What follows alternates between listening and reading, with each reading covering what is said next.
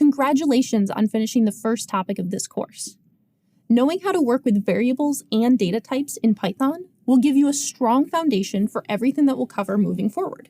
Now that you know how to manipulate data inside of your programs, we're going to look at how you can make your programs a bit more useful by pulling outside information into your code and then displaying the results after your program performs all of its operations. Being able to handle input and output in your code will be a huge jump in your ability to build Python programs that perform a cool function or solve a problem. What if you wanted to build a translation app?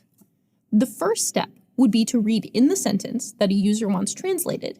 Then you would need to display the result after your code translates the sentence in order for the program to be useful. By the end of this topic, you'll have built your own custom calculator program in Python that will read the calculation you want to perform, compute the result, and then print the answer out to the console. So jump into the next lesson to learn more about using the print function in Python to display results.